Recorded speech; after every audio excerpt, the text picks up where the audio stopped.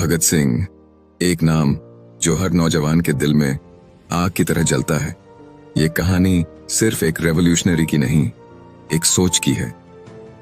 28 सितंबर 1907 को पंजाब के एक गांव में एक ऐसा लड़का पैदा हुआ जिसके परिवार के लोग भी क्रांतिकारी थे। बचपन से ही भगत सिंह के दिल में देशभक्ति थी। वो खेतों में खेलते वक्त बंदूक और आजादी के सपने देखा करता था। 1919 में जलियांवाला बाग का वो खूनी सीन, भगत सिंह सिर्फ 12 ईयर के थे पर आंखों ने मौत देखी थी। जब लोग भाग रहे थे, भगत सिंह मिट्टी से भरे जूतों और खून से भरे कपड़ों को समेट रहे थे, एक क्रांतिकारी बनने के लिए। वो कहते थे, मुझे कुछ करना है। तभी से उन्होंने किताबें पढ़ना, सोचना और समझना शुरू किया। देश के लिए कुछ बड़ा करने का इरादा पक्का था। भगत सिंह जवान हुए तो उन्होंने किताबों से दोस्ती कर ली।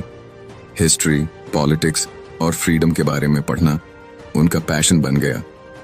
लाहौर के नेशनल कॉलेज में वो सिर्फ स्टूडेंट नहीं, एक थिंकर बन गए थे। उनकी आंखों में एक अलग ही चमक थी।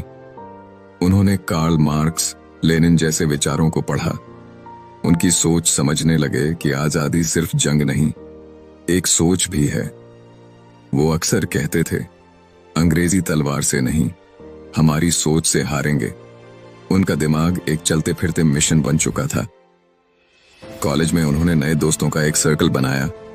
सभी एक ही सपना लेकर जी रहे थे, भारत को आजादी देनी है। और यहीं से जन्म हुआ एक नए संगठन का, Hindustan socialist Republican association. Bhagat Singh अब तय कर चुके थे, अब सिर्फ सोच नहीं, एक्शन भी लेना है। देश के लिए कुछ बड़ा करना है, अब या कभी नहीं। 8 अप्रैल 1929 दिल्ली की सेंट्रल असेंबली में सब कुछ शांत था, लेकिन भगत सिंह और बटुकेश्वर दत्त के दिलों में तूफान था। उन्होंने बॉम्ब फोड़ा, बिना किसी को चोट पहुंचाए, सिर्फ एक संदेश देने के लिए, इनक्विलाब जिंदाबाद। बॉम्ब के बाद वो भागे नहीं, खुद को पुलिस के हवाले कर दिया। उनका मकसद था देश को जगाना। जेल में भी भगत सिंह ने कलम को बंदूक से ज्यादा बलवान बनाया। उन्होंने न्यूज़पेपर में लेख लिखना शुरू किया। वो कहते थे, हमारा संघर्ष सिर्फ आजादी के लिए नहीं, एक बेहतर समाज के लिए भी है।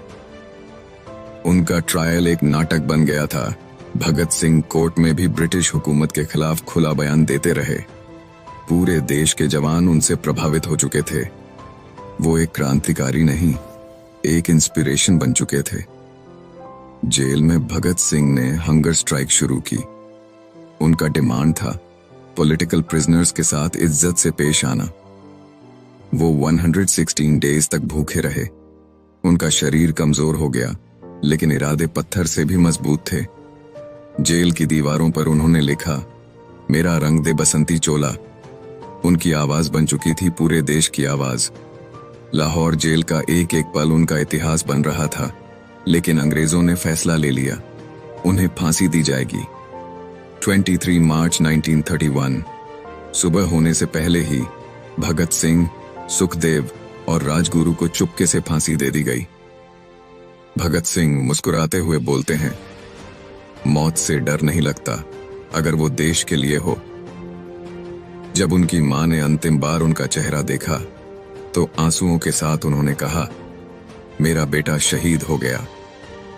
पूरा देश रो पड़ा, लेकिन भगत सिंह मरकर भी लाखों में जिंदा हो गया।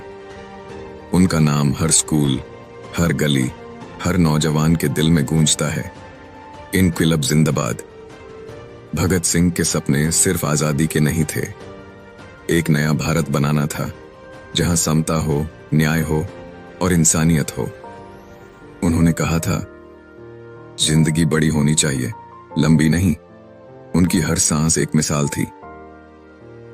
आज भी अगर कोई नौजवान हिम्मत हार रहा हो तो भगत सिंह की कहानी उसे जगा देती है।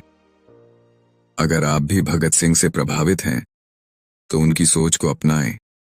वीडियो को लाइक करें, शेयर करें और चैनल को सब्सक्राइब जरूर करें।